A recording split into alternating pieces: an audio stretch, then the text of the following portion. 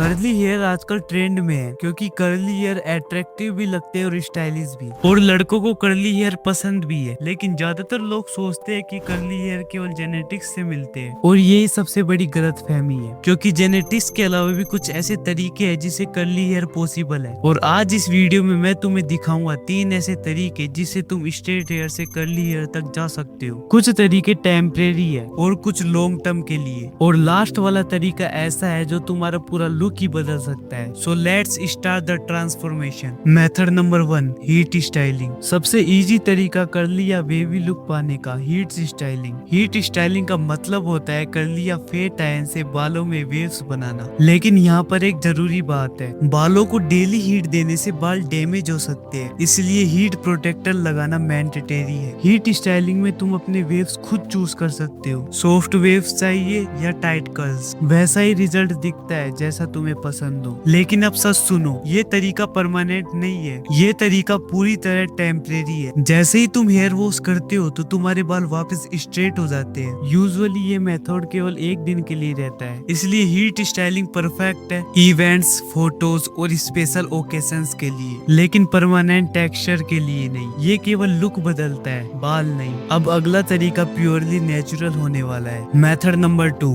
रबड़ band curl method. मैं आपको पहले ही सच बता रहा हूँ कि ये टाइम कंज्यूमर है और डेली लाइफ के लिए प्रैक्टिकल नहीं है। मैं इसे रेगुलर स्टाइलिंग के लिए रिकमेंड नहीं करता, लेकिन मैं फिर भी बता रहा हूँ क्योंकि ये एक रियल तरीका है ये टेस्ट करने का कि कर्ली हेयर तुम्हारी फेस पर कैसा लगेगा। अगर तुम्हें कर्ली हेयर कराना हो तो ये मेथड जरूर ट्राई करना। सबसे पहले कोई शॉप से रबड़ बैंड बाय कर लो और फिर बाल धो लो, कंडीशन करो और फिर बालों को टॉवल से सुखाओ जब तक वो हल्का गीला ना हो जाए। बालों को पूरी तरह ड्राई नहीं करना है। अब बालों को छोटे छोटे सेशन में डिवाइड करो, हर सेशन को टाइटली ट्विस्ट करो। अब उसे छोटे बर में लपेटो और रबड़ बैंड से लॉक कर दो। ये काम आसान हो जाता है यदि कोई तुम्हारी हेल्प कर दे। और अब ऐसे ही रात भर सो जाओ, सुबह रबड़ बैंड खोलो और अब तुम्हारे हेयर कर्ली दिखने लगेंगे। लेकिन याद रखना, जैसे ही तुम अपने बाल वॉश करते हो तो बाल वापस पुराने टेक्सचर में आ जाते हैं। ये मेथड भी टेम्परेरी है, इसका बेस्ट यूज केवल एक है, ये देखने के लिए कि कर्ली हेयर तुम पे शूट करते हैं या नहीं। ये डेली स्टाइलिंग के लिए नहीं, लॉन्ग टर्म के लिए नहीं, केवल टेस्टिंग के लिए, क्योंकि ये केवल लुक बदलता है, बाल नहीं। मेथड नंबर 3,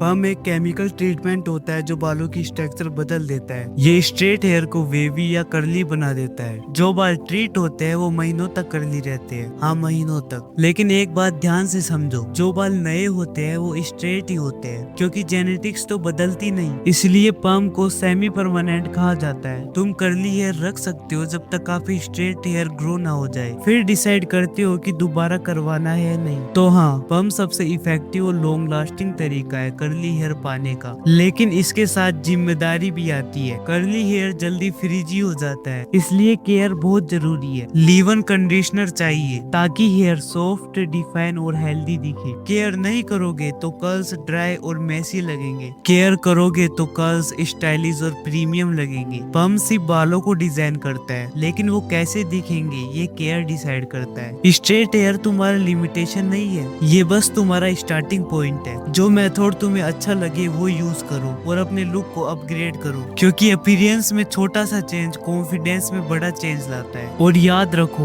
दुनिया तुमको वैसे ही ट्रीट करती है जैसा तुम खुद को प्रेजेंट करते हो। और अगर इस वीडियो ने तुम्हें थोड़ी सी भी हेल्प की हो तो चैनल को जरूर सब्सक्राइब करना। तो मैं मिलूंगा अब तुम्हें अगली वीडियो में, जब तक के लिए ऑल द बेस्ट।